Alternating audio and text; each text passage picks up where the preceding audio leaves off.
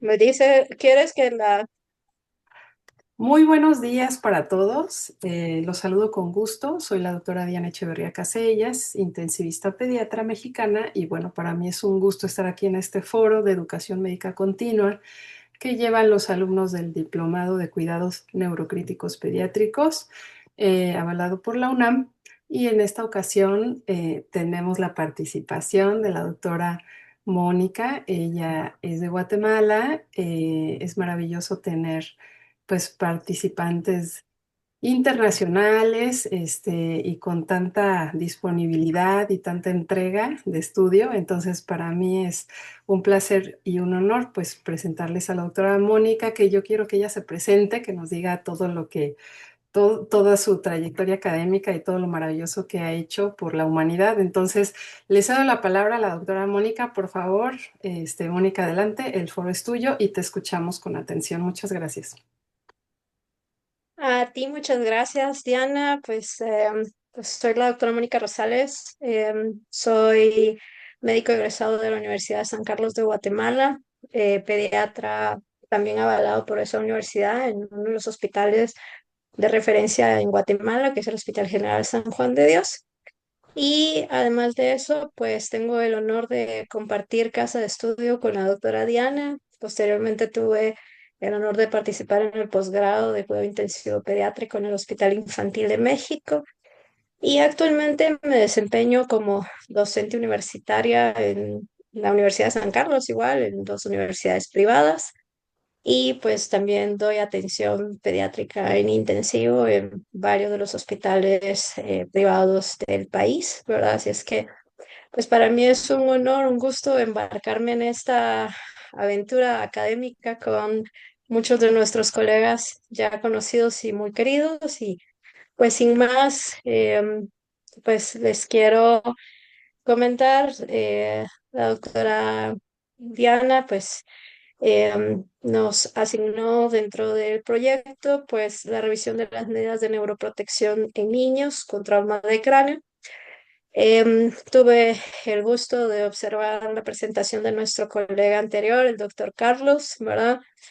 Y pues vamos ahora a ya circunscribirnos en el área infantil, ¿verdad? Entonces, pues ahí compartidos las casas de estudios del infantil y ahora pues en el diploma, ¿verdad? Y bueno, pues en este proceso vamos a tener una pequeña introducción en donde vamos a ver lineamientos muy generales y algunas partes de las diferencias entre niños y adultos. Vamos a ver ya la terapéutica general que se debe de dar y vamos a basarnos en este que es el artículo de revisión. Sin embargo, como van a ver ustedes en las diferentes diapositivas, hay pues complementos de algunos estudios para que podamos tener como distintos puntos de vista y puntos de análisis un poco más completos para nuestros pacientes. Vamos a ver entonces ya en esa parte las intervenciones específicas, algo de neuromonitoreo avanzado también. Y vamos a ir a algunos puntos de indagación, ¿verdad? Para que nos quedemos no con solo lo que tenemos, sino que nos quedemos ahí como movidos para ir a buscar un poco más.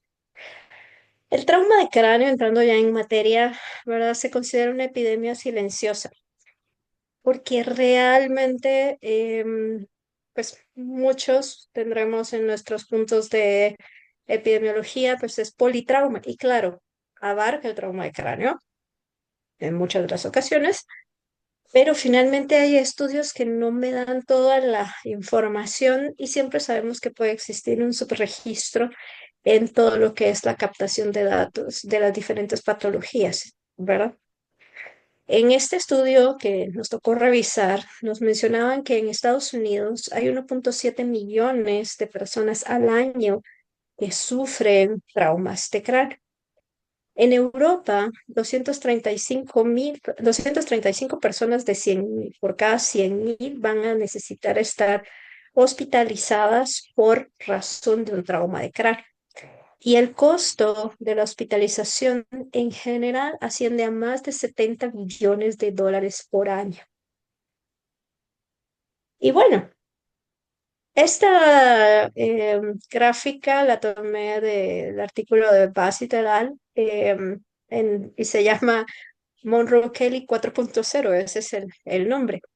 Y se las traje acá porque me llamó la atención ver en relación a este nivel de compresión que se puede dar, es decir, cómo estas diferentes componentes de lo que ya conocemos de la teoría de Monroe-Kelly en el aparato pues digo, circulatorio, el líquido cefalorraquídeo y el parénquima cerebral, que tanto pueden participar en la reducción de sus espacios para compensar cualquier momento que haya incremento de la presión intracraneal.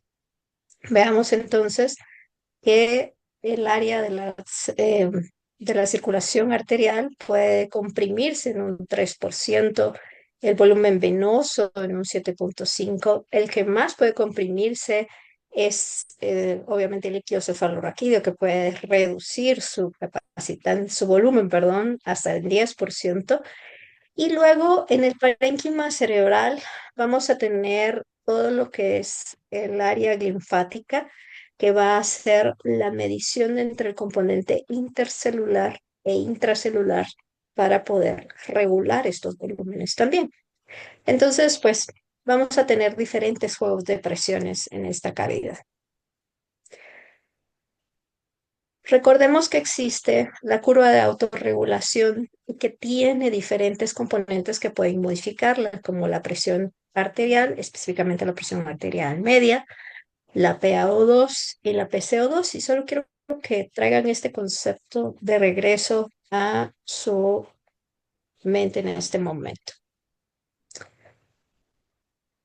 Entrando en materia de lo que es el trauma de cráneo como tal, debemos recordar que la lesión primaria em, una vez ocurrida, no puedo modificarla, ¿de acuerdo? Es decir, el golpe ya el paciente lo recibió, ¿de acuerdo? Independientemente de cuál fuera el mecanismo, vamos a tener manifestaciones como contusiones, sea en sustancia gris o blanca o ambas, hemorragia subaracnoidea, hematomas subdurales, hematomas epidurales, daños axonales difusos, que es el más común en los pacientes pediátricos, ¿verdad? La única forma de que pudiéramos quitar esto sería prevenir, ¿de acuerdo? Si ustedes tuvieron la percepción de la imagen inicial, ¿de acuerdo? Y me voy a tomar la libertad de regresarla así muy rápido, ¿de acuerdo? Vean esta parte que hubiera prevenido para poder evitar el trauma de cráneo, pues ponerle un casco a este niño, ¿no? ¿De acuerdo? Entonces, pues listo, pero si no tenemos esa posibilidad, que actualmente una de las cosas que tenemos problema en muchos de nuestros países es que no hay una regulación de tránsito apropiada, por ejemplo, y es uno de de las causas más comunes, ¿verdad? Por ejemplo, en Guatemala podemos ver niños de brazos, como le dirían, lactantes, ¿de acuerdo? Que va el papá manejando la moto, la mamá va atrás y en medio de los dos va cargado el bebé, ¿verdad? Entonces, pues imagínense la mecánica de la lesión en casos de accidentes de tránsito, ¿verdad? Entonces, difícil esta parte. Fisiopatológicamente, una vez se dio la lesión, ¿de acuerdo? Ya sea la ruptura vascular, la excitotoxicidad por la despolarización o la lesión directa al parénquima, va a causar que vaya a existir una disregulación vascular, una lesión axonal y dendrítica, una isquemia, por supuesto, al haber un imbalance entre la proporción de flujo que se requiere y lo que se está proporcionando, a pesar de que en el niño es más común la hiperemia después del trauma, ¿verdad? Pero vamos a ver ahí algunos puntos que hacen que esta falla en la regulación se dé. También tenemos en la excitotoxicidad específicamente la acción del glutamato con el incremento de la proporción de entrada de calcio a las áreas neuronales y a través de esta la lesión por activación generando obviamente apoptosis y pues esto es el proceso de lesión tisular. Si el glutamato está en niveles normales, suele suceder que vamos a tener una mejor relación de sobrevida de las células neuronales. Y bueno, la lesión secundaria entonces tiene isquemia, excitotoxicidad, falla energética, activación de caspasas y la cascada de la muerte cerebral, de celular, perdón, el edema cerebral secundario, el daño axonal y esperamos un proceso de inflamación que lleve finalmente a la regeneración. La lesión secundaria en los estudios pediátricos, ¿verdad? Desde tiempos mucho más lejanos al siglo XXI, ¿de acuerdo? Vamos a ir viendo que han visto dos puntos básicos, la hipotensión y la hipoxemia como causas de una mayor lesión secundaria y que pues por supuesto son sujetos de que podamos advertirlas y tratarlas oportunamente. Si nos queremos ir allá al siglo XXI y con mucho más detalle, finalmente a quién queremos que no se nos lesione, pues no queremos que haya activación de anaerobiosis, no queremos que la célula pierda su capacidad energética, ¿de acuerdo? Entonces vamos a también querer proteger hasta sus organelas, vamos a irnos hasta las mitocondrias también, ¿verdad?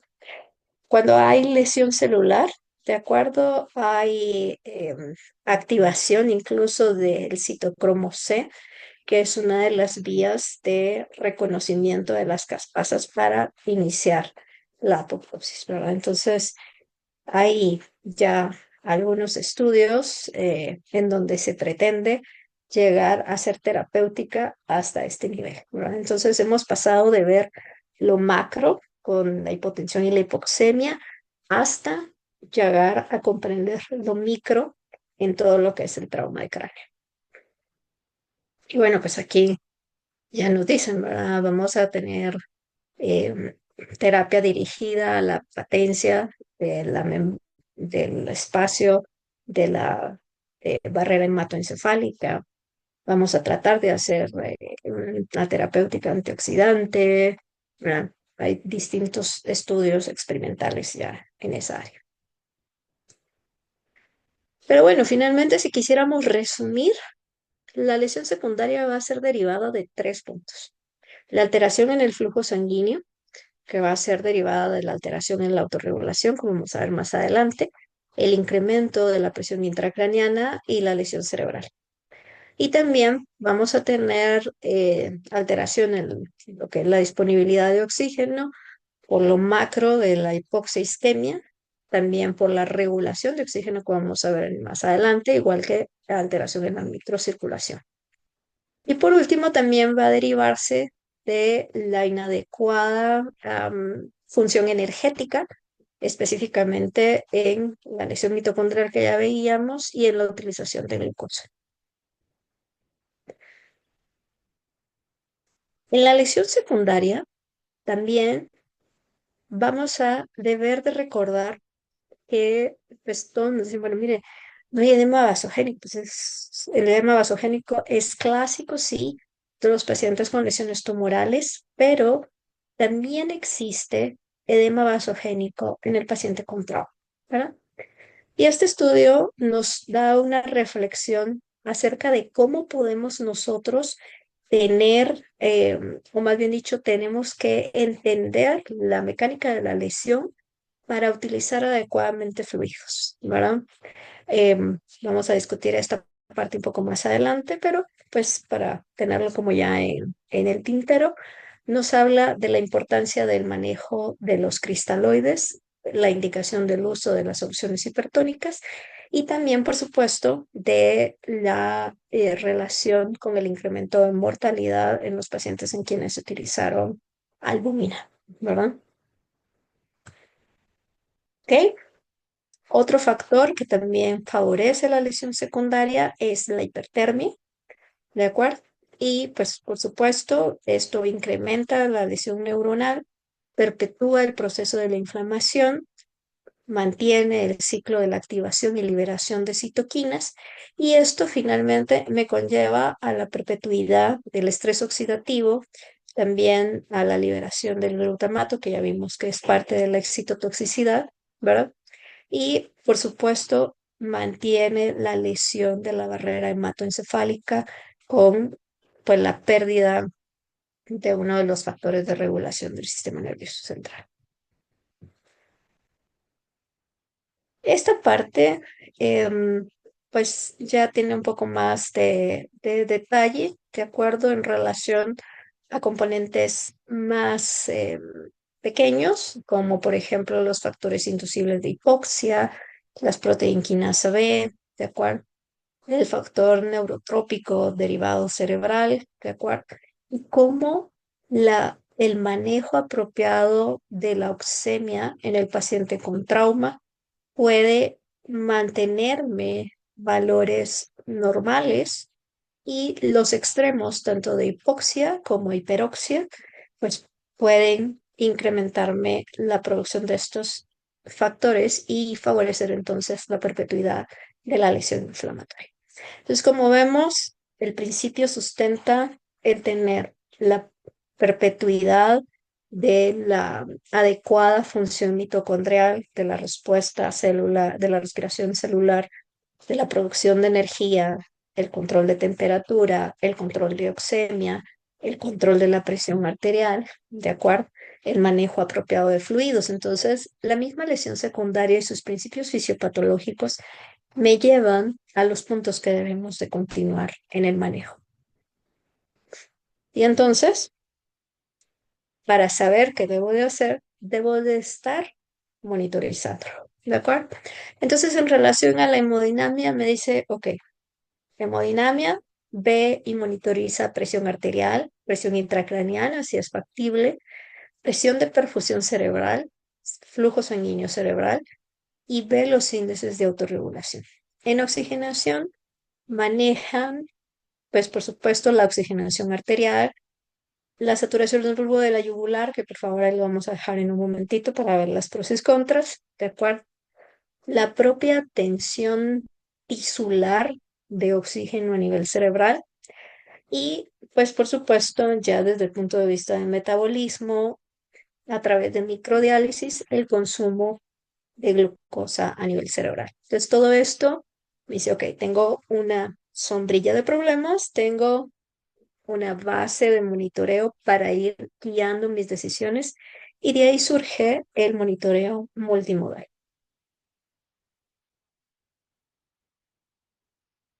Ojo que esto no es pasó la lesión secundaria, corte y sigo, ¿verdad? Sino que como pretendo poner en esta diapositiva, ¿de acuerdo? Es un continuo, ¿verdad? Una vez empezó, ¿de acuerdo? Nosotros somos quienes debemos de ir poniendo algunos bloqueos para evitar que se dé a la lesión secundaria.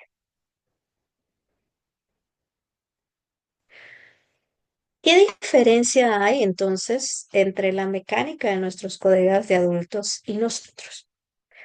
Primero, debemos de recordar que en el paciente pediátrico vamos a tener algunos mecanismos únicos de lesión, como pueden ser el abuso infantil, el famoso bebé sacudido o shaky baby, ¿de acuerdo? Tenemos menos proporción de trauma penetrante, ¿de acuerdo? Sí, no tenemos tanto niños con lesión por arma de fuego, por ejemplo, a nivel intracraneal, ¿de acuerdo? El desarrollo neurológico es sumamente importante. También tenemos diferencias en relación al consumo metabólico de glucosa y también al flujo sanguíneo cerebral. Y la manifestación es mucho más frecuente en relación a la lesión axonal difusa, contrario a lo que es más frecuente como los hematomas en el área de adultos, ¿verdad? Sin embargo, y esto es algo que hay que dejar junto, a pesar de estas diferencias, el tratamiento sigue siendo muy similar, ¿de acuerdo?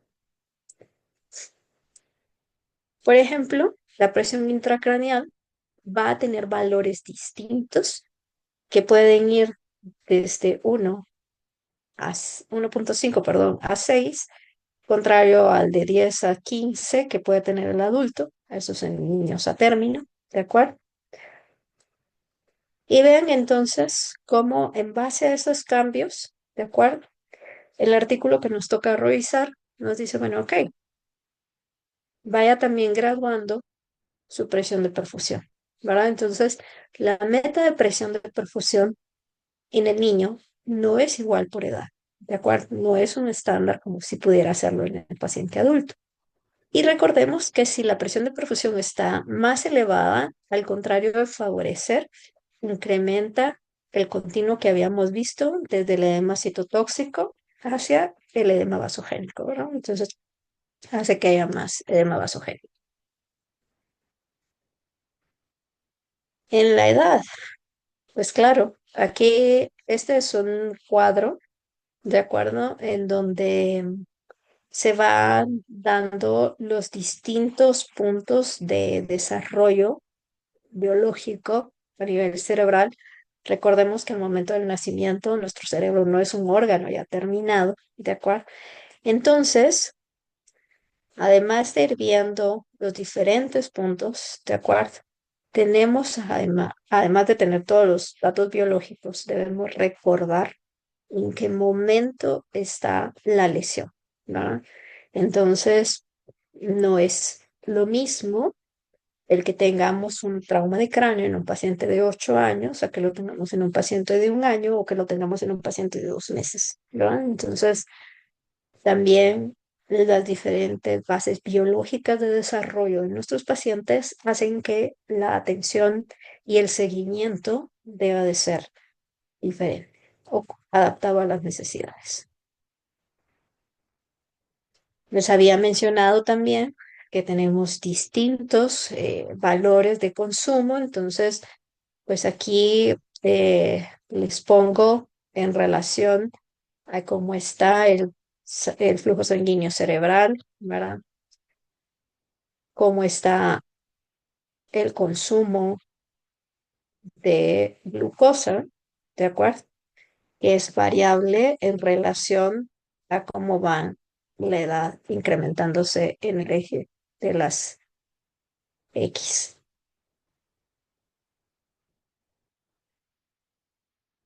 La evaluación clínica de los pacientes con trauma, ¿de acuerdo?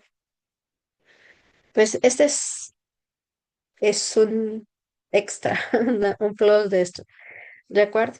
Debe de guiarse por el principio directo, ¿verdad? Que es detección, intervención, reevaluación, pero exige la comunicación efectiva y el trabajo en equipo. Por eso es que es importante que entre más gente maneje el mismo idioma y tenga los mejores conceptos de la atención pediátrica para mejorar el pronóstico de nuestros pacientes con trauma, es mucho mejor, ¿verdad? No olvidar el triángulo de evaluación pediátrica, ¿de acuerdo? Que pues nos une a nuestros colegas de urgencias y de medicina prehospitalaria, ¿de acuerdo? Y que tiene conceptos básicos, ¿de acuerdo? En relación a lo que es el manejo del sistema nervioso central o a la valoración del sistema nervioso central. El artículo posteriormente pasa a las medidas generales en la terapia intensiva, habla sobre la evaluación pediátrica, de acuerdo a primaria, de acuerdo relación a la ABCDE, específicamente de la ABC nada más, ¿de acuerdo? Y bueno, mantener la vía aérea permeable, ¿de acuerdo? Si el paciente tiene un grado de 8 puntos o menos, o hay deterioro en menos de 1 hora, se recomienda que el paciente deba de tener un manejo avanzado de la vía aérea. Y, por supuesto, asegurar de esta manera el adecuado manejo del dióxido de carbono y oxígeno. Vamos a la circulación, a la respiración, perdón. Y ustedes me dirán, bueno, mire, pero esta es curva de gasto cardíaco, ¿verdad? No, no de respiración. Y es precisamente porque quiero recordarles que si bien es cierto que es importante el manejo de dióxido de carbono y oxígeno en el paciente con trauma de cráneo, no debemos apartarnos de los efectos que la ventilación mecánica tiene sobre el gasto cardíaco y no olvidarnos de las interacciones cardiopulmonares y cómo una presión intratorácica aumentada puede disminuir el retorno del sistema venoso central y que eso puede aumentar entonces el componente vascular y mantener la presión intracraneal elevada.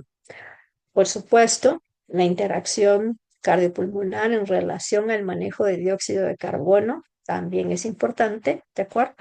Entonces, pues no olvidar que somos componentes eh, de presión, cámaras de presión dentro de una cámara de presión global, ¿verdad? Entonces, me pareció interesante recordarles cómo la mecánica va a depender de la interacción interventricular o la dependencia interventricular en los distintos momentos respiratorios, ¿verdad? Entonces, para no olvidar que la caja torácica también puede manipularme el punto de vista de la circulación y no solo del retorno, también recuérdense que si hay, por ejemplo, esta parte, esta interdependencia, pues finalmente la geometría del ventrículo izquierdo hace que su gasto cardíaco sea inferior y si hay un gasto cardíaco inferior, por supuesto, tenemos menos flujo sanguíneo efectivo y, por supuesto, eso condiciona un menor gasto cardíaco y una menor perfusión. El paciente está hipotenso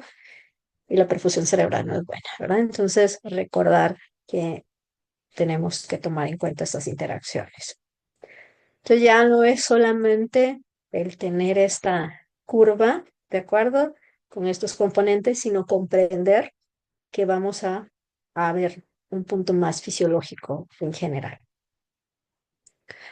Desde el punto de vista de la circulación, pues recordar que tenemos que tener la valoración de un ritmo cardíaco que pueda estar normal, valorar la taquicardia, van a ser, por supuesto, más conscientes de que la bradicardia no solamente puede reflejarme un problema cardíaco, sino que también puede ser una de las manifestaciones de un incremento de la presión intracraneana. Recordar que los pacientes con trauma de cráneo también pueden tener ritmos irregulares como manifestación de hipertensión intracraneal. ¿De acuerdo? Por supuesto, no perder la clínica de valoración de los pulsos, llenado capilar, ¿de acuerdo? Y en general el aspecto de la perfusión. No olvidar que de esto depende la presión de perfusión cerebral. Y como veíamos en las curvas anteriores, pues muy bonito ver que, bueno, aquí está mi curva de autorregulación. Pero eso exige un componente básico, que la barrera esté intacta. Y eso no está así dentro del paciente con trauma de cráneo. Primordialmente los que vemos nosotros en los cuidados intensivos, que ya tienen una lesión cerebral severa. Entonces, aquí en lugar de tener esta curva sigmoidea, bueno, aquí un poco más eh, angulada, de acuerdo por la gráfica, vamos a tener una curva que me hace una dependencia, ¿verdad? Entonces, a mayor flujo, a mayor presión, vamos a tener mayor flujo, perdón, ¿de acuerdo? Entonces, cualquier hipotensión me puede llevar a hipoperfusión de isquemia. Cualquier aumento de presión me puede llevar a hiperperfusión y edema vasogénico con aumento de la presión intracraneal. Y cualquiera de los dos extremos me causa una lesión secundaria. Entonces, recordar esta parte, ¿verdad? Recordar que dentro de esto, ¿de acuerdo? Hay un predominio de factores vasoconstrictores, ¿de acuerdo? Y también vamos a tener factores vasodilatadores, ¿de acuerdo? Este esquema me lleva más al patrón de comportamiento del adulto, ¿de acuerdo? Recuerden que el niño va a tener más vasodilatación, ¿ok? Entonces, pareciera que la lesión secundaria, que es como el pico del iceberg, ¿de acuerdo? Va a venir desde el trauma, que fue el primer impacto, ¿de acuerdo?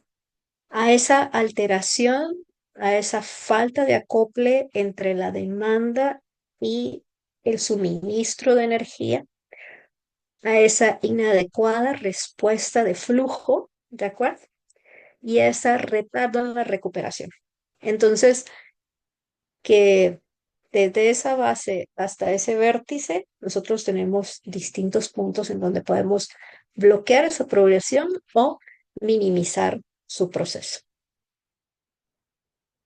Entonces tenemos que pensar en la presión de perfusión, ya no solo como esa matemática bonita de presión arterial media menos presión intracraneal, ¿verdad? Sino analizar el contexto global. Y bueno, recordar que finalmente la presión arterial es una valoración de todo el gasto cardíaco final, ¿de acuerdo? Así es que no olvidar esta parte, ¿no? Brinquémonos un poco, ¿de acuerdo? El artículo me llevaba también a lo que es la sedación y analgesia. Hacía referencia hacia el punto de vista de, pues obviamente, la limitante de uso de propofol, por ejemplo, como lo teníamos anteriormente, ¿de acuerdo? Y que pues nosotros seguimos teniendo esa base en pediatría, que tenemos la limitante de uso por edad y aprobación de las áreas de regulación de uso farmacológico, ¿de acuerdo? Hablaban también sobre el uso de la dexmedetomidina, ¿de acuerdo? De las principales combinaciones en relación al uso de opioides y benzodiazepinas. Y hablaban un poco al respecto del bloqueo neuromuscular y también hacían la misma anotación que les voy a transmitir acá ahorita, que es el hecho de tomar en consideración el uso racional y bien fundamentado de los bloqueantes neuromusculares ante la potencialidad de lesión posterior en la unión neuromuscular que me pueda potenciar una ventilación mecánica más prolongada y me incrementa el riesgo, por supuesto, de de infecciones nosocomiales, ¿verdad? Entonces, pues tomando eso en cuenta, nos fuimos a buscar un poco más y encontramos este estudio que es el ADAPT, que fue publicado en el Neurocritical Care en el 2025, ¿de acuerdo? Y este estudio concluye en que la combinación más común es el uso de fentanilimidazolam. Casi no se utilizó bloqueantes neuromusculares en los estudios que ellos evaluaron y en los pacientes que se incluyeron, ¿de acuerdo? Y también veían que si bien es cierto, estos son los más comunes, por algunas razones, en relación a los diferentes protocolos y disponibilidad de medicamentos, ¿verdad? Los pacientes que sobrevivieron les habían dado infusiones más frecuentemente de morfina y dexmedetomidina. Sin embargo, como es una población no tan grande, ¿de acuerdo?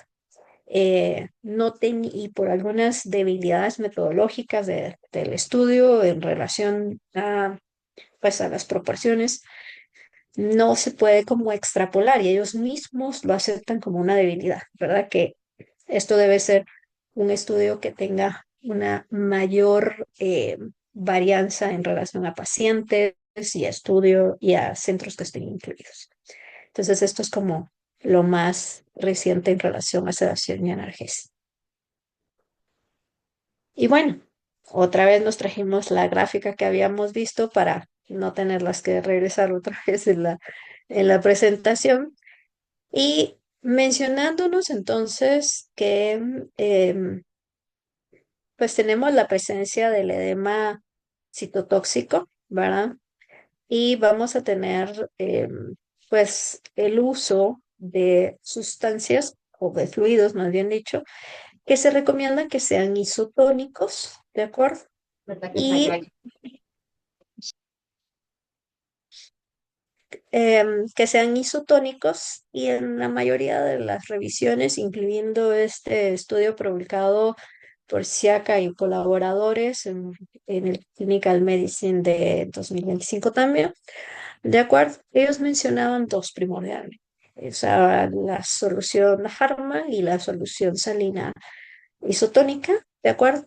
Claro, reflejando en esta última las desventajas de la elevación de cloro, la acidosis hiperclorémica, ¿de acuerdo?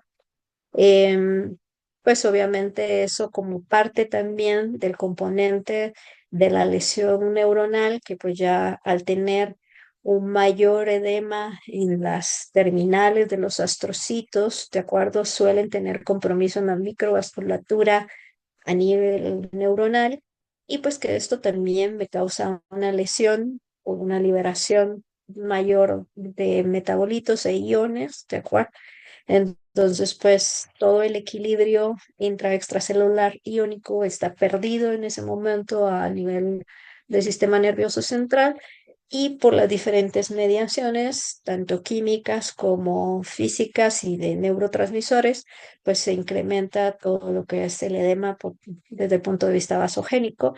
Esto en relación a un tiempo un poco mayor, vamos a hablar de horas, pues después de lo que es el trauma, ¿verdad?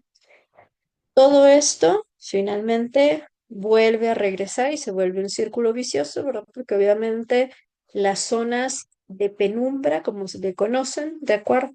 Van a ir sufriendo cada vez más si no se frena el edema vasogénico y entonces pues es un círculo vicioso, ¿verdad? Más edema vasogénico, más compromiso vascular, menos perfusión, más lesión celular, más edema citotóxico y volvemos a dar el círculo, ¿no? Entonces, pues esto finalmente me causa fluctuaciones en lo que es el flujo sanguíneo cerebral, me altera lo que es la presión de perfusión y me perpetúa la neuroinflamación. Más adelante perdón, vamos a hablar un poco sobre hipertónico. Algo que mencionan muy someramente, de acuerdo, es el uso de medicamentos anticonvulsivantes. Más adelante les voy a poner el gráfico con el que ellos van haciendo su protocolo de tratamiento, ¿de acuerdo? Y llegan incluso a la sugerencia de la lesión del coma barbitúrico, ¿de acuerdo? Sin embargo, me parece interesante en este momento presentarles un poquito sobre la propuesta que está en neuroterapéutica del 2021 sobre cómo manejar, cuáles son las bases del tratamiento de la epileptogénesis en el paciente con trauma de cráneo. Y ellos mencionan pues estos códigos de color y dicen, bueno, ok, si usted quiere que el paciente esté bien, debe de alcanzar los estándares que están marcados en azul. Y si quiere que con esas medidas usted pueda disminuir el riesgo de epileptogénesis, alcance las metas en verde, ¿verdad? Entonces, vean en el cerebro lesionado que les dice, bueno, alcance temperatura, o sea, maneje la temperatura, mantenga la normotermia, ¿de acuerdo? Mantenga el consumo de glucosa, ¿de acuerdo? Y aquí es importante, en trauma de cráneo no se ha visto que el manejar activamente la glucosa para tenerlas en estándares muy regulados como se manejó hace mucho tiempo en adultos, no mejora la sobrevida. ¿De acuerdo? Se recomienda que los valores de glucosa en pacientes con trauma sean menor a 180, pero no se da un protocolo que nos diga, bueno, ponga la insulina o use X o Y medicamento, ¿de acuerdo? Porque también debemos de recordar que más allá de los niveles de glucosa a nivel cerebral, lo que sí se ha visto es que tener valores bajos de glucosa me disminuye la disponibilidad para un cerebro que ya tiene alterada la captación de glucosa en las células lesionadas y en las células de la zona de penumbra. Entonces, por eso es que manejar esos rangos entre 110 y 180 es lo recomendable, ¿verdad? Y con respecto a la señalización por adenosina, pues eso ahí es meternos a la microcirculación, ¿verdad? Y pues en algunos grandes, pues todos los valores de quiebre ahí, pues lo que podemos hacer es manejar la macrocirculación, ¿verdad? Entonces, esa parte. Claro, actualmente ya incluso hay procesos de valoración de las señales intracelulares, inclusive la manipulación del mecanismo de Jack-Stat. ¿Cómo sabemos entonces si el cerebro de nuestro paciente está en riesgo? Pues aquí no tendríamos mucho de dónde, ¿verdad? O sea, pues, más que tenga casco este ratón, seguramente la cosa no le va a ir muy bien, ¿verdad? Entonces, monitorecemos la presión intracraneal. Esos son valores en adultos para ya hablamos que los valores pediátricos son diferentes, ¿verdad? Los monitores de presión intracraneana pueden colocarse ya sea intraventriculares, subdurales, ¿verdad? Sin embargo, es importante recordar que pues, si el paciente tiene demasiado edema y hay ventrículos colapsados, pues finalmente vamos a tener em, pues, cierto grado de complejidad ahí en la colocación, ¿verdad? Entonces, ir tomando la valoración de los riesgos y beneficios, ¿verdad? Hay catéteres fibroópticos, ¿de acuerdo? Recordar siempre la adecuada interpretación de la curva de presión intracraneana, ¿de acuerdo? Recordar que el P2 nos habla de la compliance del sistema nervioso, ¿de acuerdo? Y también no olvidar, ¿de acuerdo? Que se pueden presentar diferentes tipos de lesiones que nos hacen tener que valorar el lugar en donde vamos a poner y la validez de los datos que nos pueden dar estos tipos de monitoreo.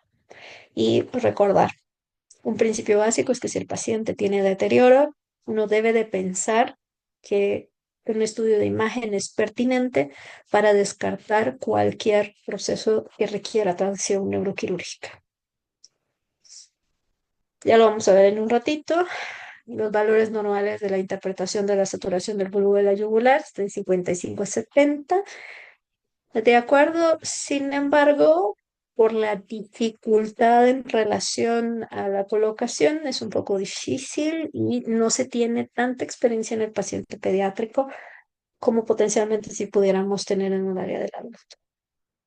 Esta es solo una imagen para que recuerden que el componente vascular también puede tener áreas de trombosis y no quiero dejar de tomar aquí en consideración que no se tiene si bien dentro de la mecánica, como vamos a ver en un momento, si hay activación de la cascada de la coagulación, no se recomienda la anticoagulación como norma en el paciente con trauma de cráneo infantil, a menos que hayan algunos factores agregados.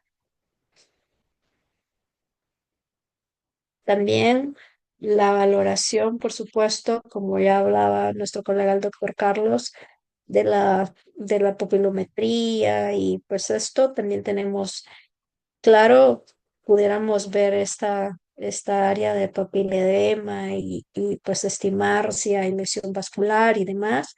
También recordar que está pues la medición de la vaina del nervio óptico como una forma también de valorar la presión intracraneal y que es parte del monitoreo. Entonces, si quiero monitorizar la presión intracraneal, pues tengo también microsensores intraparenquimatosos, el catéter ventricular que ya lo mencionamos, ¿verdad? Ventajas, pues que el microsensor intraparenquimatoso son fáciles de colocar, ¿de acuerdo? Tienen baja chance de complicaciones en el procedimiento, pero una vez colocado no se puede volver a calibrar, ¿verdad? Que las mediciones son localizadas, no tanto generalizadas, ¿de acuerdo? En el catéter ventricular, las desventajas son la colocación, ¿verdad? Y el requerimiento, obviamente, de procesos más invasivos, ¿de acuerdo? También, si queremos monitorizar todo lo que es el flujo sanguíneo cerebral, podemos utilizar el Doppler transcraneal, ¿de acuerdo? Que en cierta medida, como desventaja principal, puede ser el tener una dependencia del operador, ¿de acuerdo? Y la flujometría de difusión térmica, ¿de acuerdo? Que es otra forma, ¿de acuerdo? Es mínimamente invasiva, sí, pero hay una experiencia limitada tanto en adultos y pues muchísimo más en niños, ¿no? Entonces, esas son de las partes que tenemos. Si quieren monitorizar también la oxigenación cerebral, pues la saturación del bulbo de la yugular, ¿de acuerdo? Que no me da información y voy a ir como remarcando las desventajas de cada uno de los monitoreos. Es insensible a los cambios regionales, ¿de acuerdo? La medición oxemia tisular cerebral es mínimamente invasiva, ¿verdad? Y puede tener algunas variaciones hora con hora. Esas son de las desventajas que tenemos, ¿de acuerdo? El NIRS, ¿de acuerdo? Am, puede haber cierto grado de pérdida en la estandarización, puede tener cierto grado de contaminación también, ¿de acuerdo? La microdiálisis cerebral, pues es una medición focal, ¿de acuerdo? Y los puntos de quiebre, los umbrales, no están completamente claros en las diferentes poblaciones, ¿verdad? Entonces, esta parte. La electroencefalografía, y aquí voy a tomarlo en consideración, regresando un poco a lo que era el estudio, la mayor indicación que ellos tenían para el uso de medicamentos anticonvulsivantes era el uso, además de, como parte de su esquema, de bloqueantes neuromusculares. Y entonces ahí exigían pues el uso del monitoreo de electroencefalograma continuo para descartar crisis que no fueran visibles por el uso del bloqueo, ¿verdad? Entonces, pues claro, también aquí debemos de tenerlo como en constancia, ¿verdad? Indicaciones entonces para neuromonitoreo en los pacientes, ¿de acuerdo? Si tenemos trauma de cráneo, para ver los efectos de la hipertensión intracraniana, manejar la hipertensión intracraniana, manejar la perfusión cerebral, para obviamente optimizar nuestras medidas. Metas terapéuticas. Y esta se sale un poco del estudio, pero empiezo en ellas, ¿verdad? Este estudio se publicó en el 2016, 3 años antes de las últimas guías de manejo de trauma de cráneo, ¿de acuerdo? Entonces, pues tiene algunos datos acá, ¿verdad? Pero lo que me gustó es que ellos tienen el manejo en base a umbrales, ¿verdad? Y tienen el esquema, ¿de acuerdo? Entonces, por ejemplo, les dice, bueno, miren, ellos primordialmente usan atracurio, por ejemplo, contrario a lo que veíamos en el ADAPT, lo que más utilizaban en los pocos pacientes que se usaba era becuronio más que atracurio. Recordemos que atracurio puede causar vasodilatación por liberación de histamina, cosa que no sucede tan frecuentemente con becuronio, prácticamente no, ¿de acuerdo? Manejan ventilación, manejan ya el monitoreo neurológico, ¿de acuerdo? Y les dice, bueno, ok, vámonos por pasos, ¿ok? Hay otros en donde podemos ir viendo también, ¿de acuerdo? Este es otro esquema, este es otro. Entonces ya sabemos, ya tenemos que tener la idea de que tenemos que tener un tratamiento escalonado. Y entonces aquí vienen las guías, ¿de acuerdo? Medidas básicas: posición, analgesia, sedación, temperatura, nutrición, fluidos, presión, como medidas primarias también. Y medidas secundarias, pues vamos a ir viendo poco a poco también en esta parte. Y esto parece caótico, ¿no? No es tanto, ¿verdad? Entonces, ¿cuándo vamos a pensar que tenemos un trauma de cráneo severo? Pacientes que tienen Glasgow de menos de 8, presiones intracraneales mayores de 20 por más de 5 minutos, ¿de acuerdo? Ahí está indicado o es sugerido el uso de monitores de presión intracraneana. También nos da una orientación de qué hacer en los pacientes que tienen criterios de herniación, ¿de acuerdo? Ya nos maneja el volumen, nos maneja la FIO2, nos sugiere estudios de seguimiento de imagen. Y aquí ya nos pone, ¿de acuerdo? Mantener la presión de perfusión, pero también nos pone mantener la concentración de oxígeno a nivel cerebral, ¿de acuerdo? Y entonces ya nos va guiando en esta parte. También nos dice hasta qué momento están indicados los barbitúricos. cuándo poder utilizar hipotermia, hasta qué valores de hipoventilación. Y aquí quiero recordarles, si el CO2 se baja, sí, claro, me baja la presión intracraniana, pero me da isquemia, ¿de acuerdo? Me compromete más este sistema de flujo. Las recomendaciones van en niveles del 3 promedio, ¿de acuerdo? Para el monitoreo neuroavanzado, para la presión intracraneal, para la neuroimagen incluso, ¿de acuerdo?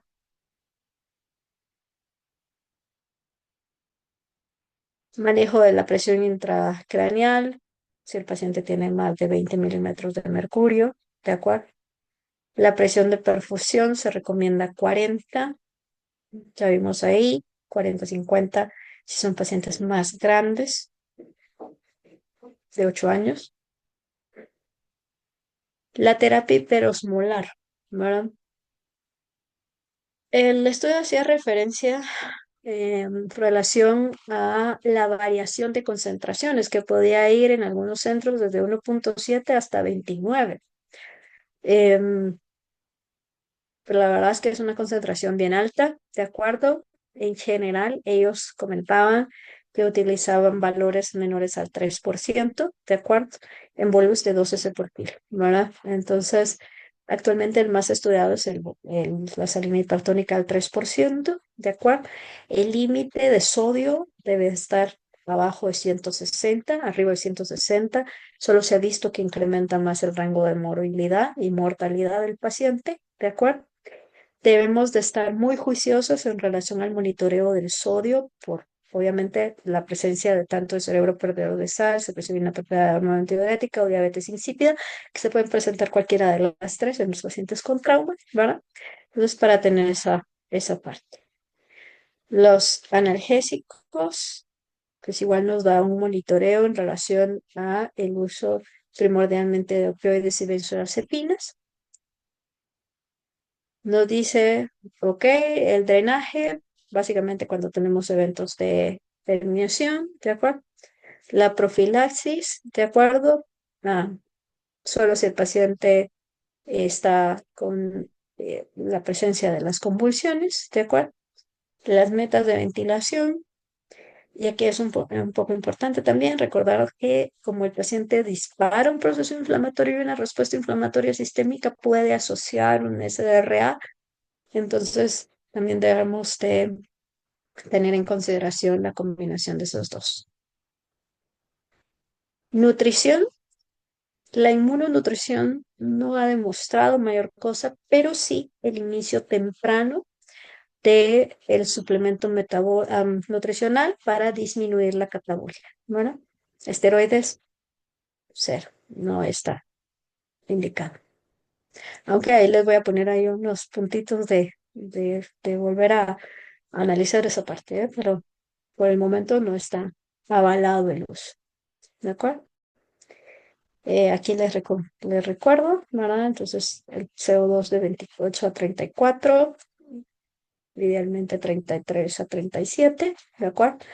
El sodio 155 a 160 como máximo y osmolaridades que pueden llegar hasta 360 en el uso de hipertónico. Y lo que ya les había hablado del barbitúrico.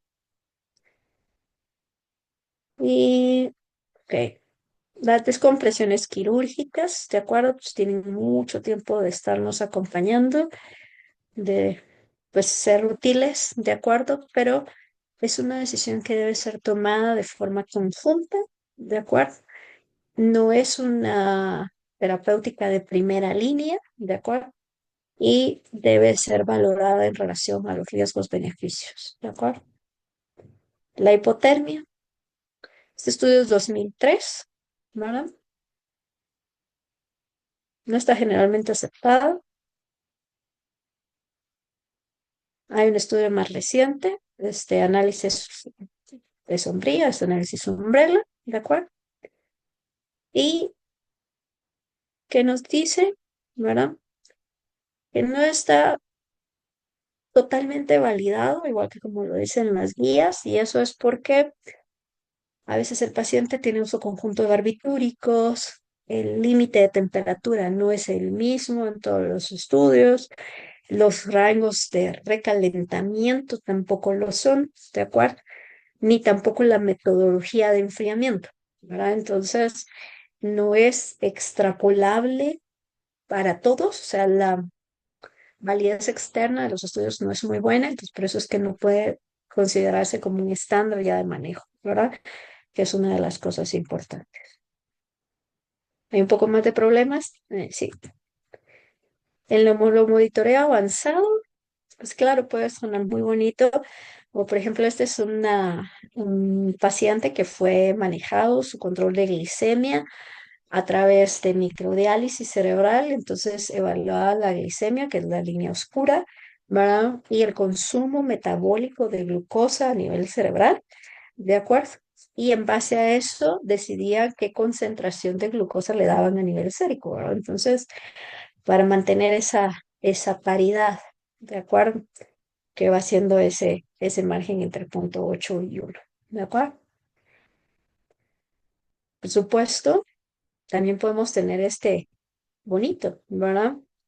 Y aquí, por ejemplo, a este paciente le hicieron el manejo de la presión de perfusión cerebral, ¿de acuerdo?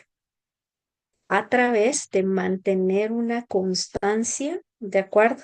De el consumo o la concentración, más bien dicho, de oxígeno a nivel del tejido cerebral, ¿verdad? Siempre con microdiálisis. Entonces, vean cómo salieron de estas variaciones para ya mantener a este paciente en un valor más constante, ¿verdad?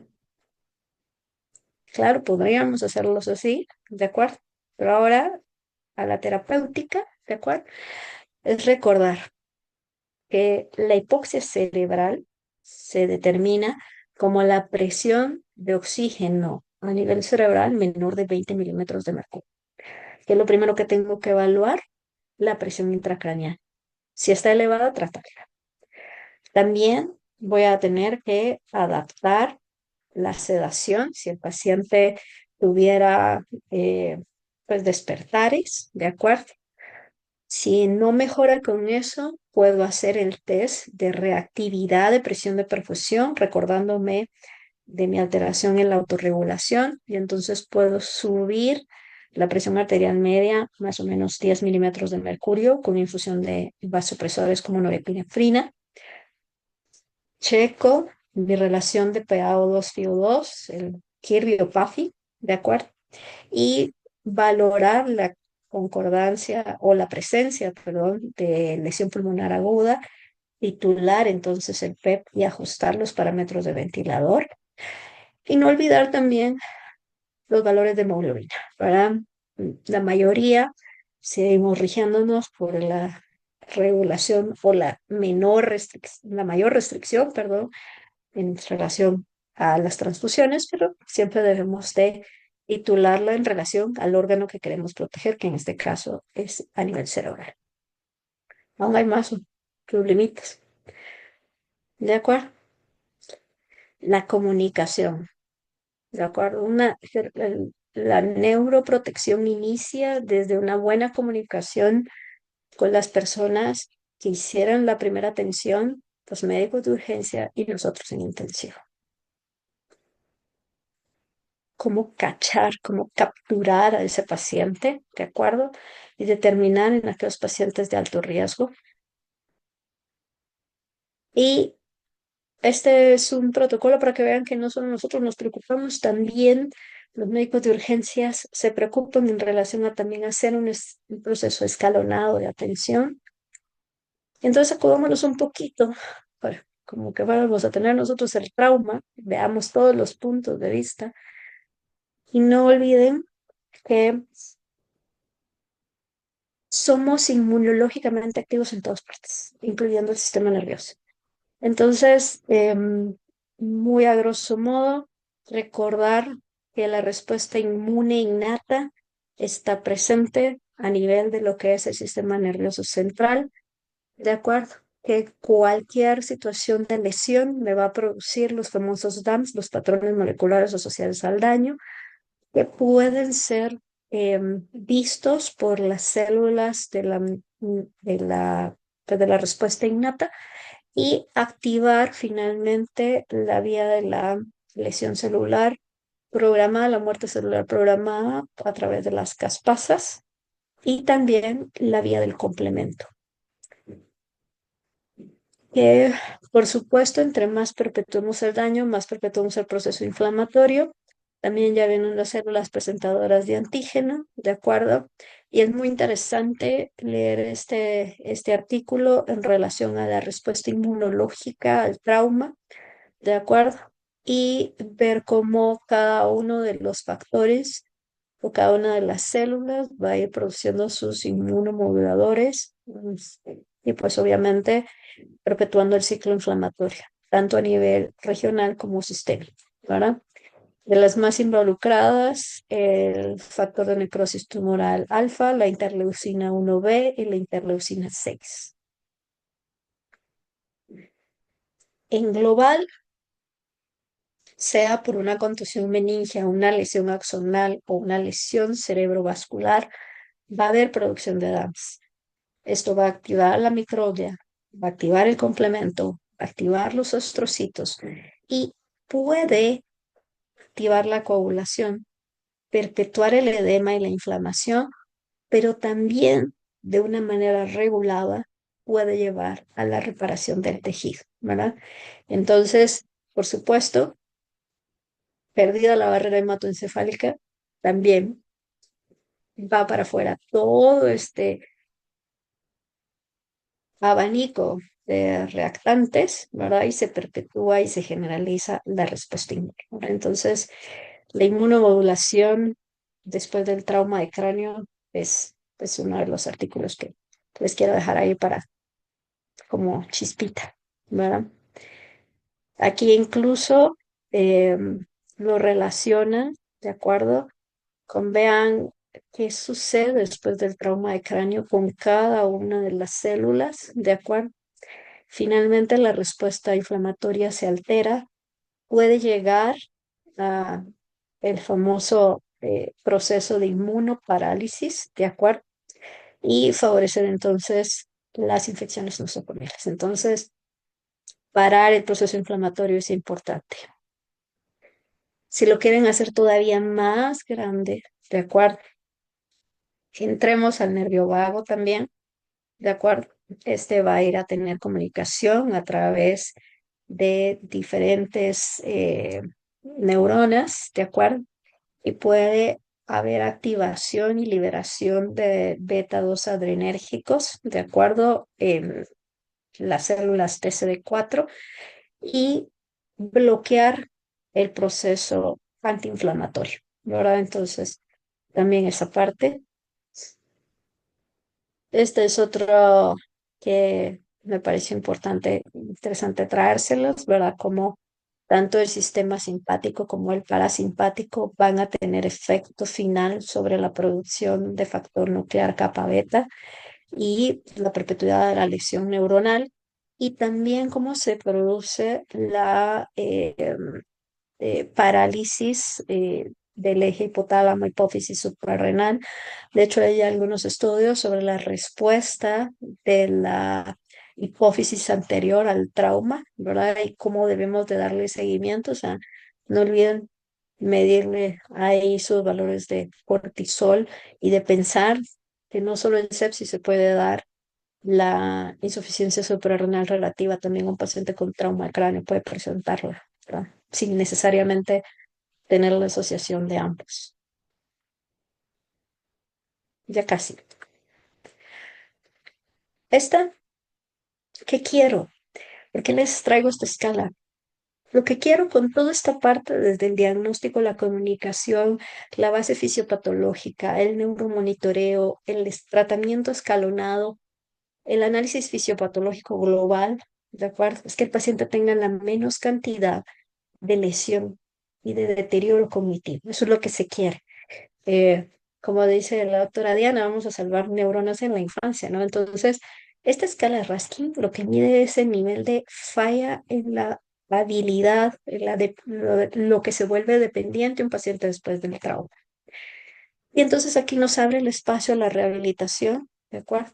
Y nos dice, hay una mejora significativa, pero pueden tener depresión, pueden tener trastornos del sueño, pueden tener cefaleas crónicas, pero ya no vamos a ir solo por problemas, ahora vámonos por las soluciones. Hay diferentes formas y entre más temprano se inicien, entre mejor se dé el manejo inicial, tenemos más chance de que la neurorehabilitación funcione en nuestros pacientes, ¿verdad? Entonces, recuérdense, bueno, dicen, ok, listo, la excitotoxicidad, ok, ¿qué potencial terapia puedo tener? Puedo tener una inhibición, puedo tener factores que me pueden inhibir la neurotoxicidad, sí. Puedo tener medicamentos como la N-acetilcisteína, por ejemplo, para disminuirse el estrés oxidativo, sí. Puedo regular la inflamación con corticosteroides, sí, aunque no es algo que esté validado, que conste, ¿no? De acuerdo. Pero sí puedo manejar la neuroinflamación reduciendo fiebre con AINES, manteniendo al paciente pues con menos respuesta inflamatoria en relación al adecuado manejo hemodinámico y ventilatorio. Puedo manejar la apoptosis, sí puedo disminuir, si evito que la zona de penumbra me perpetúe el ciclo de excitotoxicidad y lesión celular. Entonces, el análisis es multidisciplinario.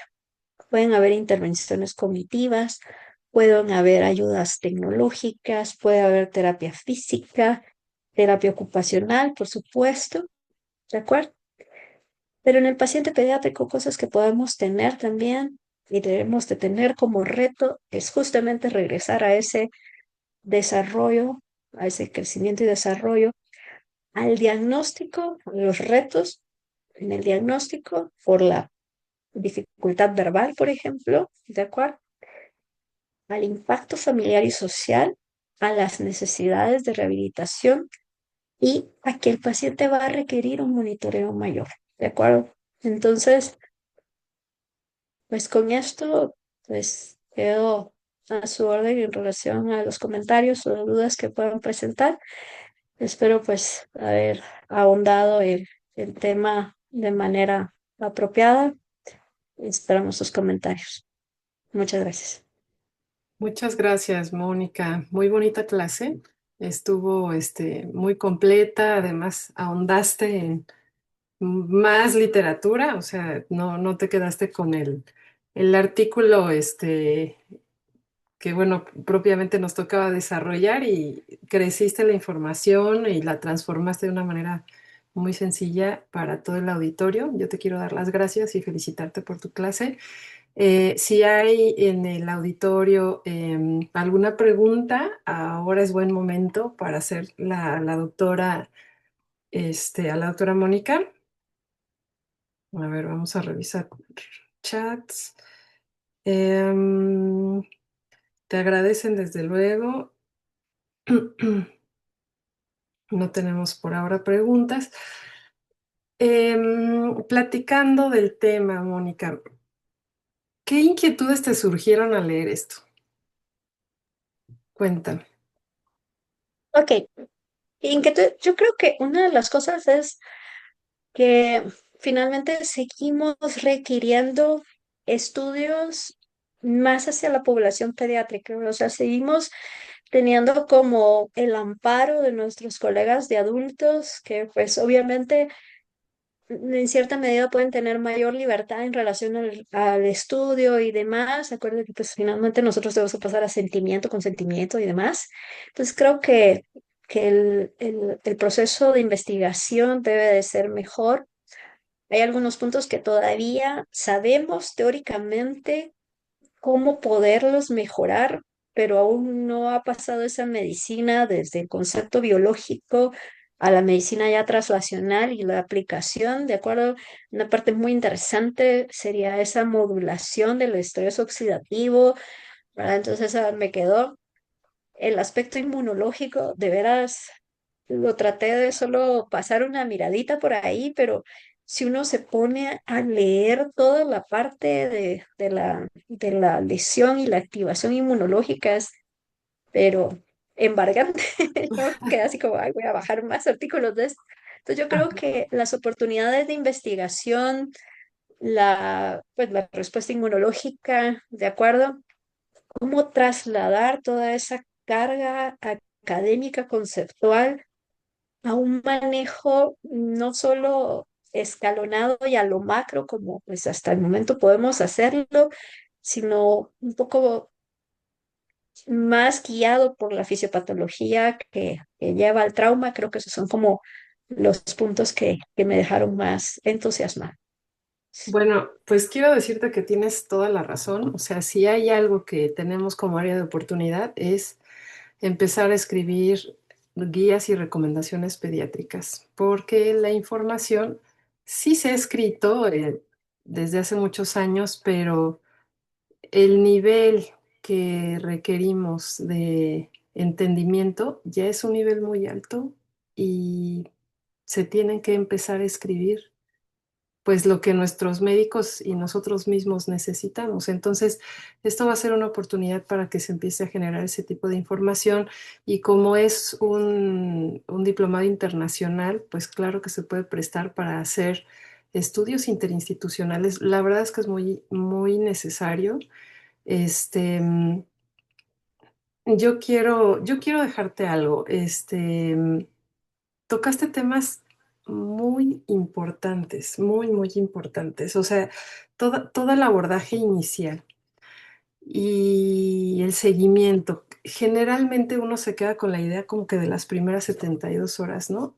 Eh, sí, claro que pasan muchas cosas en las primeras 72 horas, pero siguen pasando. O sea, no es que todo se acabe en las 72 horas y ¡tarán! ¿No? O sea, ya podemos hacer como mágico el despertar, se desteta de la ventilación, sale. Bueno, hay ocasiones que sí, pero no, generalmente no es así porque se agregan insultos nuevos y cada insulto nuevo agregado es día cero. Entonces, eso es algo muy importante que todos tenemos que entender, que si tenemos un día cero por trauma, por la razón que tú quieras, pero resultó que pasado mañana desarrolló crisis convulsivas, tenemos un nuevo día cero, ¿no? O si tuvo cambios pupilares, le hacemos una tomografía, vemos datos de isquemia, ya tenemos un nuevo día cero. Entonces, tenemos que tener muy en cuenta la temporalidad de las lesiones y los eventos. Y efectivamente, como muy bien dices, la neuroquímica, lo que está sucediendo es exageradamente importante. Y esto creo que es muy importante que lo comprendamos. Yo estoy leyendo de todos los miles de libros que les he mandado al chat, que han de decir que qué onda, qué me pasa. Ojalá de verdad se den la oportunidad de echarles un vistazo porque es increíble todo lo que uno dice, ay, caray, o sea, esto ya, hay mucha gente que ya escribió algo sobre lo que yo necesito en mi quehacer y hay que traspolar todo eso a la realidad clínica, ¿no? Entonces, por ejemplo, el de Neurochemistry, Illustrations of the Neurochemistry, es lo que estoy ahorita como leyendo porque está muy interesante y habla de todo lo que estás comentando de lo micro, lo molecular y lo que sucede. Finalmente tiende a degenerar, o sea, la neurona lastimada llega a la microglía, empieza a degenerar todo, se hace gliosis, se pierde la neurona y se pierde la función. Y entonces esto a futuro, a lo mejor tú le puedes hacer una resonancia magnética de seguimiento a este tipo de chamacos y no ves un infartote horrendo, ¿no? O sea, no, en realidad podrías no ver nada porque todo eso ya no está. O sea, y dices, ¿cuántas neuronas se perdieron? ¿Quién sabe? Esto parece como si no tuviera nada, pero en realidad la función está pésima, ¿no? O sea, tiene todas las alteraciones del lenguaje, tiene los cambios cognitivos, o sea, en las pruebas de neurocognición y neurodesarrollo, y etcétera, etcétera, que uno debe de seguir, pues notas que desde luego no es un cerebro normal y tuvo un hit que pudo haber sido no solamente el primario, sino secundario, terciario y hasta cuaternario, ¿no? Entonces, sí es muy importante ir uniendo cabos. Ahora, tú mencionaste muy bien metas de oxigenación, perfusión. excelente. Temperatura, excelente. Glucosa, excelente.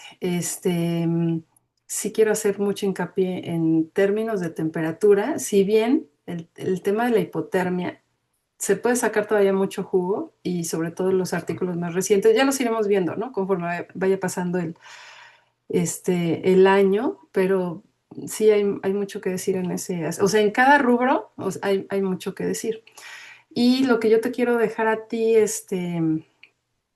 Moni, este día que diste una clase tan bonita, a mí me gusta, como intercambiar conocimientos, o sea, tú me diste un regalo, yo te quiero regalar algo a ti. Entonces, en la parte de la estabilización hemodinámica, diste muy bien parámetros de referencia de presión intracraneana, parámetros de referencia de presión de perfusión cerebral, pero, aquí viene el pero, siempre.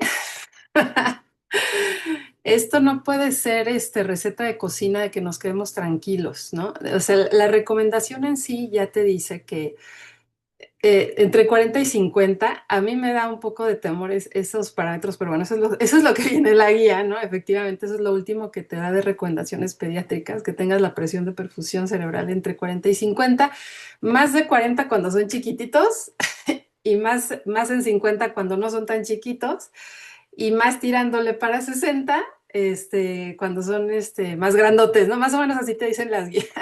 O sea, imagínate lo inespecífico, ¿no? O sea, como quiera, así como de ojo de buen cubero, si se ve chiquito, tírale para acá, si se ve más grande, tírale para acá, pero no te digo exactamente a partir de qué peso, o a partir de qué talla, o a partir de qué número de meses de vida. O sea, está así como que todavía al aire. Entonces, bueno, pues todavía hay un gran terreno por descifrar, pero yo quiero dejarte que te apoyes mucho en tu hemodinamia cerebral. Mucho, mucho. O sea, tú como intensivista haces todo un análisis de hemodinamia sistémica y seguramente analizas el gasto cardíaco, analizas sus volúmenes sistólicos, o sea, analizas toda la parte cardiovascular, ¿no?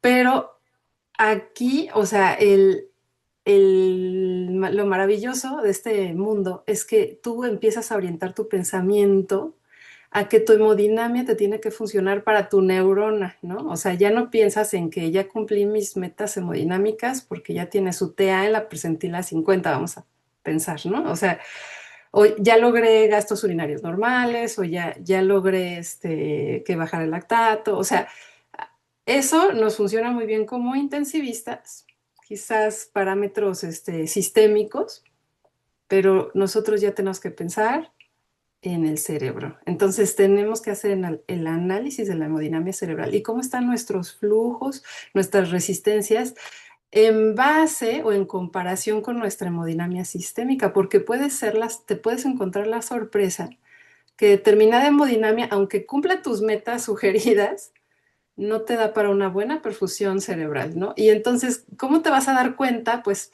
probablemente porque tus índices de resistencia, o en este caso índice de pulsatilidad, está alto, eh, bueno, alto, y la curva del pulsado pues se acerca a la basal. No tienes una complianza adecuada, tus curvas de presión intracraneana tienen una morfología inadecuada.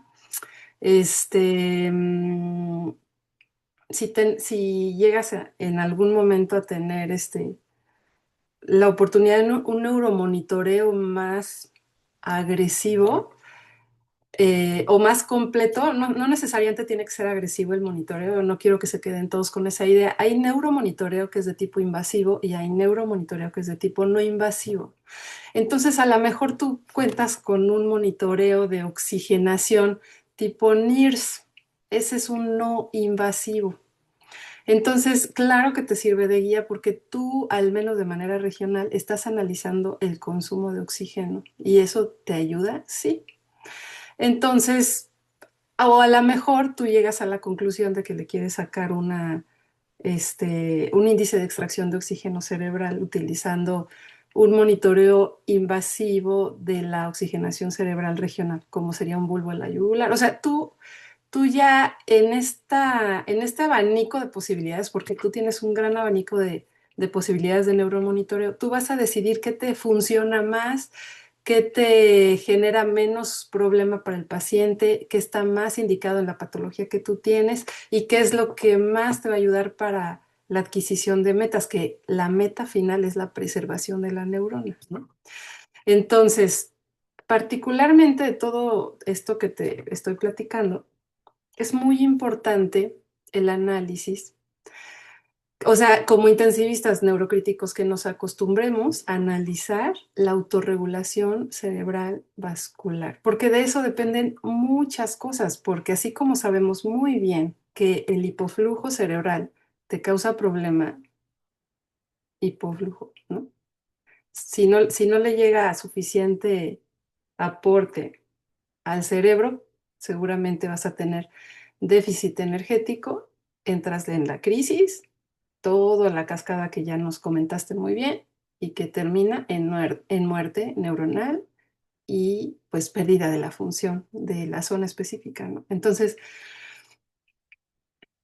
conociendo o teniendo pistas respecto a la autorregulación cerebral vascular, sí será importante que tú lleves tu manejo. ¿Por qué? Porque si así como hace daño la oligoemia, también puede hacer daño la hiperemia, ¿no? Entonces, imagínate que tú dices, no, yo necesito cifras tensionales más altas porque pues tiene hipertensión intracraneana, ¿no? Entonces, ya de entrada con nuestras fórmulas y tenemos nuestra presión de perfusión cerebral ideal, pero pues sabemos que es la presión arterial media menos la PIC, entonces empezamos a hacer nuestras ecuaciones y le llegamos, no, pues la PIC está en 30, entonces para que tenga una presión de perfusión de 50, que más o menos es lo que me marcan de normal, entonces ¿cuánto necesito tener de presión arterial media? Y entonces vas haciendo tus cuentas, ¿no? Para ajustar tu presión arterial media, le metes el presor, lo que quieras, ¿no? Bueno, sin embargo, pasarse también es riesgoso, ¿no? Entonces, y toda tu estrategia terapéutica también puede llegarse a modificar tus soluciones osmolares, tu manejo del CO2, o sea, todo, ¿no? Porque si hay algo que se pierde al final de la autorregulación vascular, es el tema del CO2, la reactividad del CO2, ¿no? Entonces, es ya de las últimas, ¿no? De las últimas como cosas que se van perdiendo. Entonces,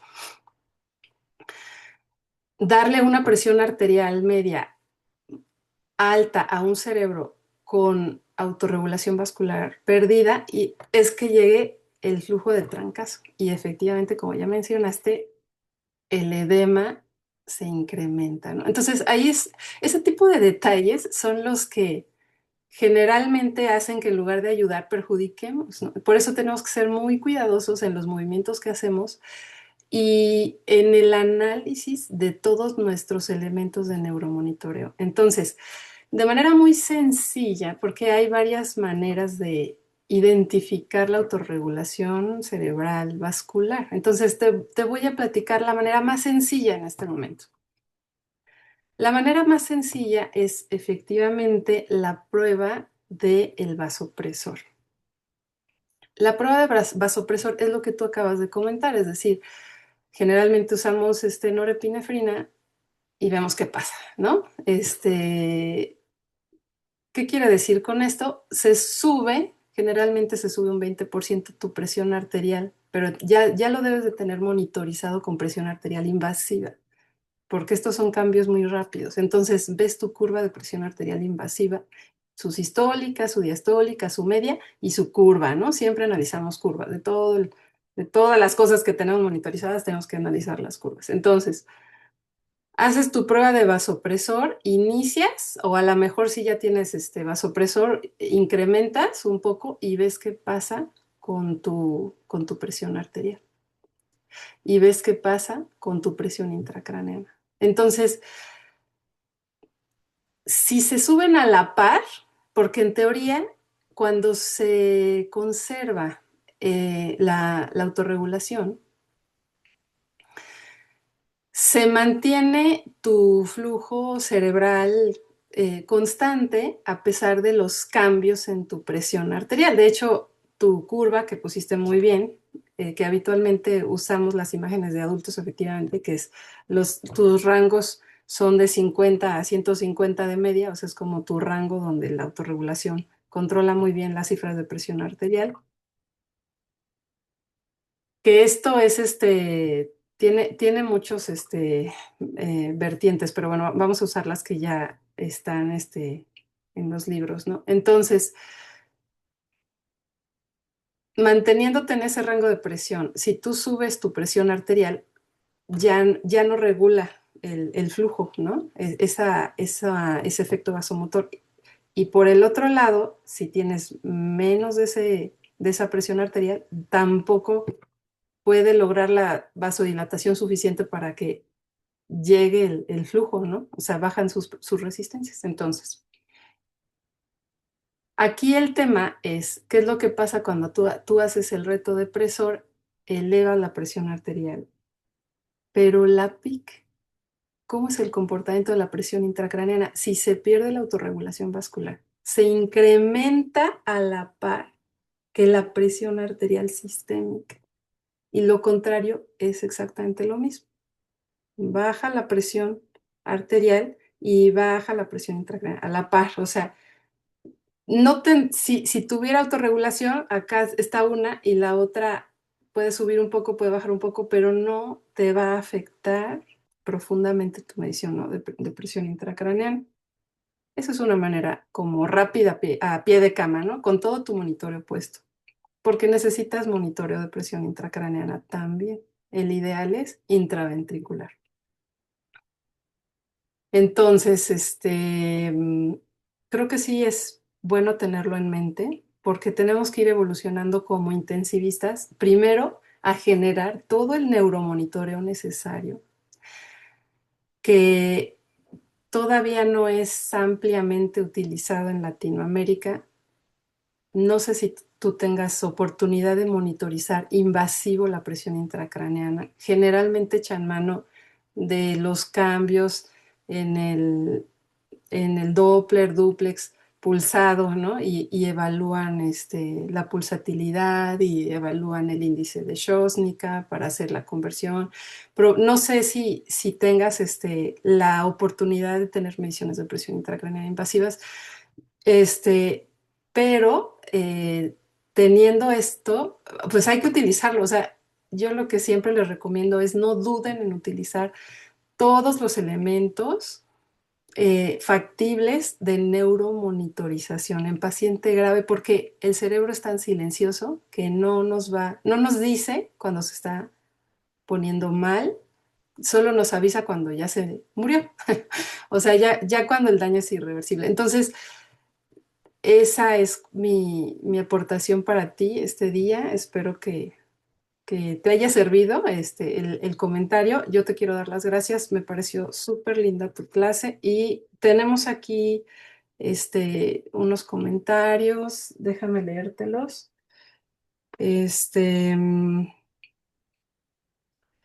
Muy interesante Una, perdón, una cosita es, si eventualmente tenemos monitoreo de presión intracraneal invasivo, no es lo más común, pero sí, pues varios de nuestros colegas de neurocirugía sí abogan por ponerlo, con lo cual estamos de acuerdo, por supuesto, en los casos que se requiere, que son casi todos.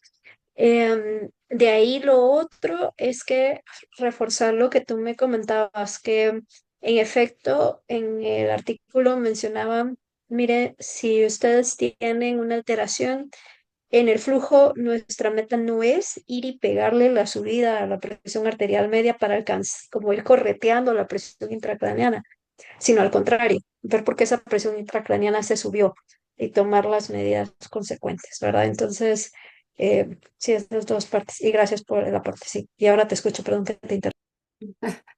Sí, sí, adelante. No, o sea, ten la confianza de abrir tu micro y participar, y aquí todos, ¿eh? O sea, todos están, totalmente invitados a participar. Bueno, acá tenemos comentario del doctor Carlos, muy interesante, gracias. Hablaban sobre el consumo de oxígeno medido por la cantidad de oxígeno de la vena yugular. ¿Es válido hacer un taller hemodinámico para vigilar el consumo de oxígeno cerebral viendo esta diferencia arterioyugular de oxígeno y cómo evaluar si es válido esos parámetros de manera correcta.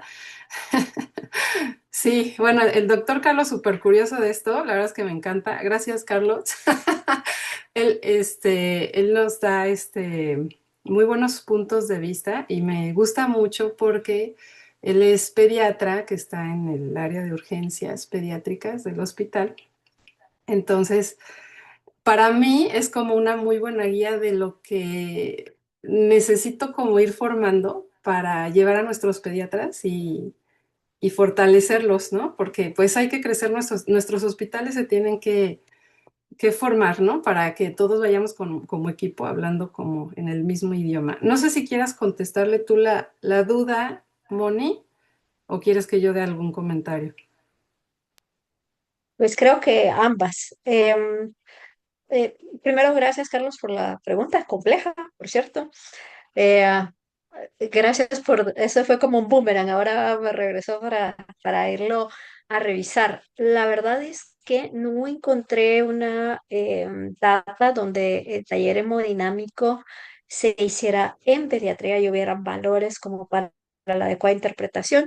Por supuesto, mi experiencia no es como la de Ana, tan extensa, entonces probablemente no encontré toda la referencia, pero si no, lo que mencionan son los valores fijos de 50, 70, etc., 55, 70. Ese es el valor que pone, ¿verdad? Pero no encontré que hubiera uno específico en relación a la aplicación de taller hemodinámico con la saturación de bulbo de la yugular en paciente pediátrico. Entonces, gracias por el boomerang para ir a buscar. Lo prometo buscar. Sí, él es bueno para ponerte en aprietos, ¿eh? Déjame decirte. Ya voy a decir, ay, ya entró Carlitos a la sesión, a ver. Glup. Bueno, mira, yo te voy a decir, primero te tengo que explicar, Carlos, que hay varias formas de analizar el oxígeno, tanto sistémico como cerebral, pero bueno, vamos a enfocarnos al cerebral. Hay dos maneras, así como hay varias maneras de analizar otras cosas, hay dos maneras para el oxígeno, la invasiva y la no invasiva.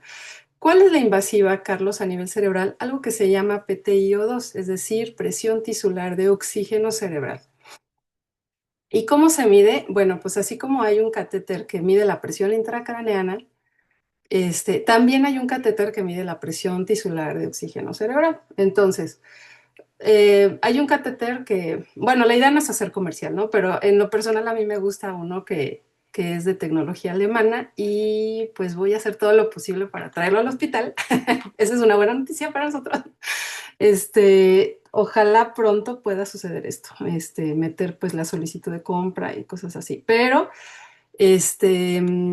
aquí los valores normales son, como lo había dicho muy bien Mónica, arriba de 20 milímetros de mercurio.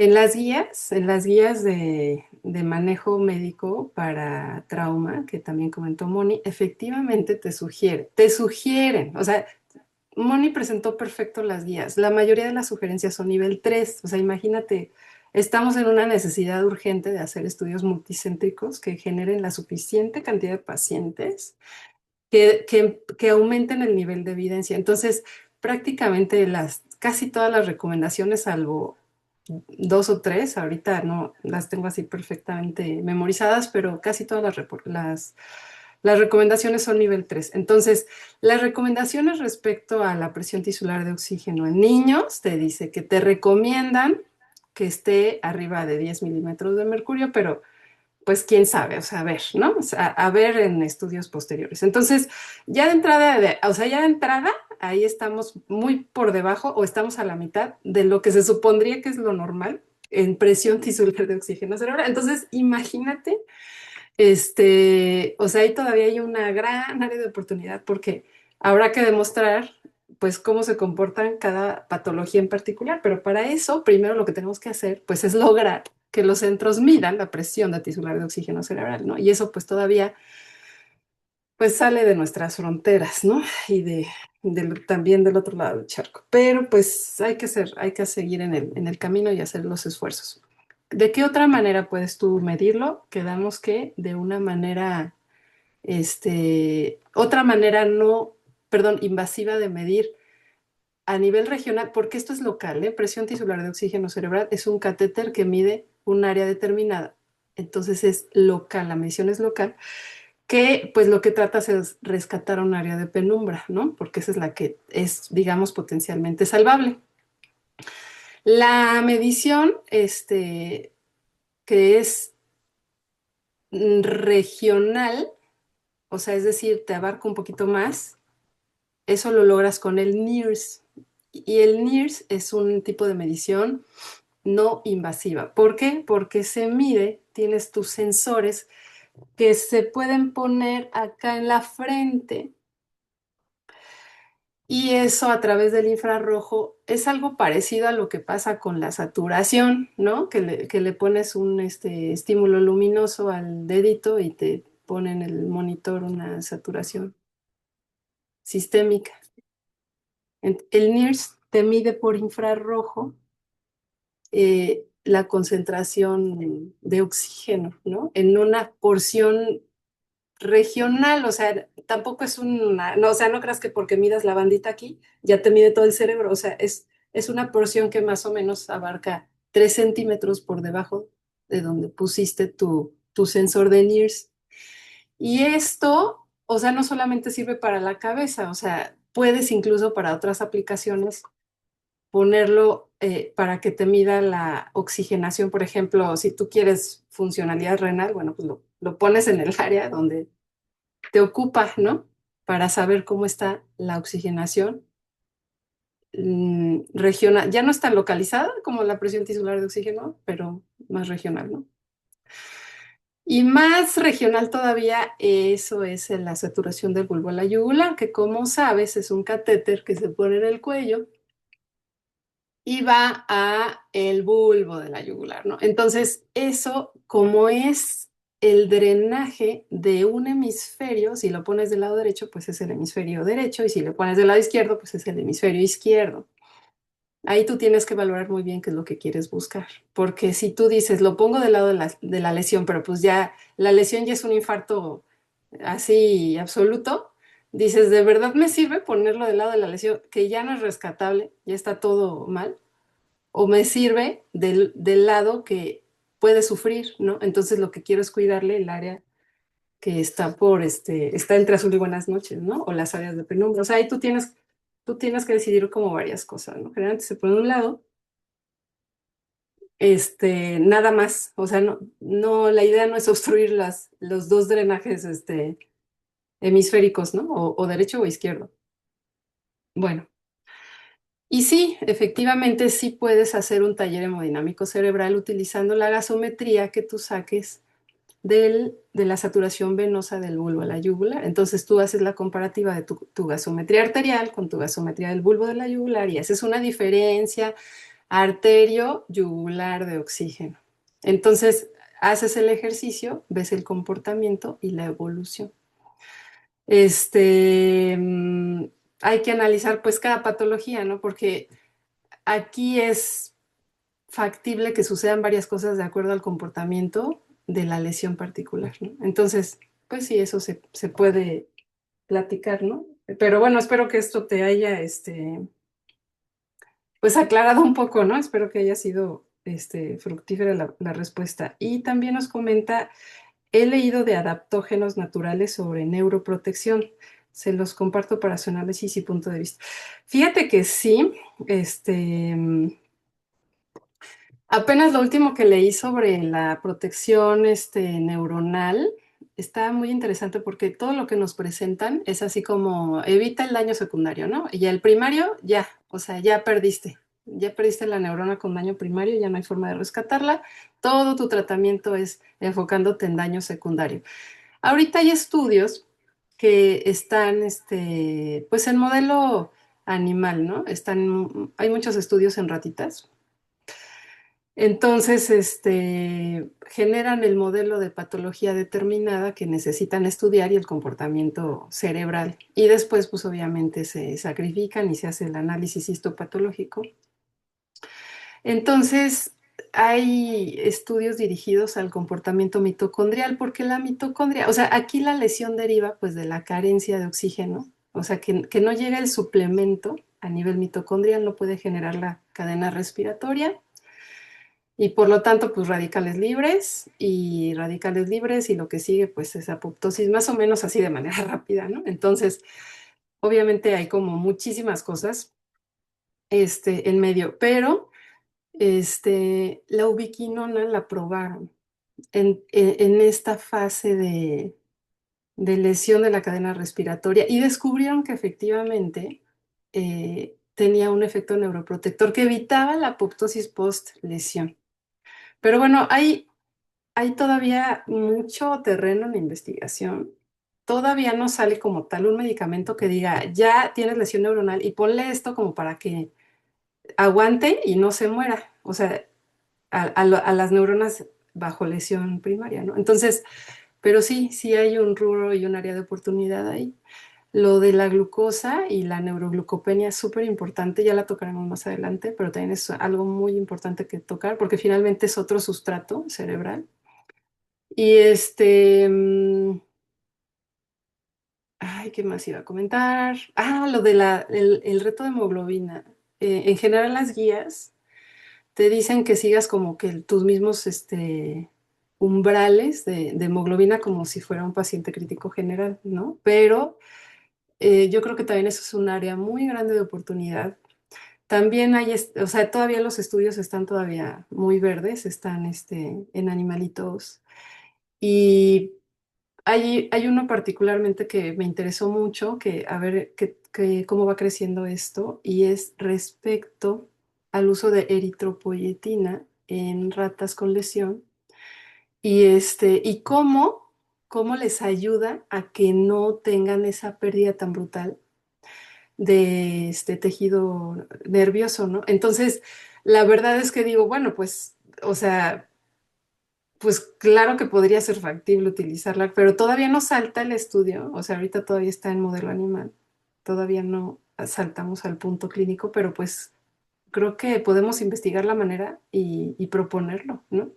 Es muy interesante porque pues todo esto está buscando rescatar funciones. Entonces, pues te agradezco los comentarios. Mónica, yo te agradezco muchísimo tu clase, me encantó. Se va a quedar grabado. Quiero decirles a todos que se va a quedar grabado y se va a compartir en el chat general de Neurocrítico Pediátrico para los que no alcanzaron a entrar. Pues ya saben que es abierto a todo público. Lo que necesitamos es promover la educación en salud, que hagamos mejor las cosas cada vez. No sé si tengas algo más que decirnos, Moni. Em, Solo por eso creo que también hay un artículo en donde mencionaba incluso la acción de los estrógenos como forma de modular el proceso inflamatorio inmunológico en trauma. Eso me pareció así como, vi lo de la eritropoyetina, pero justo como todavía estaba en modelo animal, por eso no lo metí ahí de cajón. ¿Verdad? Y por eso les puse ahí, bueno, miren, las guías dicen no esteroides, pero ay, habría que ir viendo, ¿verdad? Otra vez ese dilema eterno del esteroide en todas las cosas, ¿no? Entonces, muchísimas gracias, Carlos, por ese feedback para poder ahí. Gracias, Diana. De acuerdo, muchísimas gracias a todos por estar y pues a seguir. Aquí estamos. Vamos Muchas a seguir gracias. en esto. Gracias a todos. Me despido. Hasta luego. Hasta Lindo día. luego. Buen fin de semana.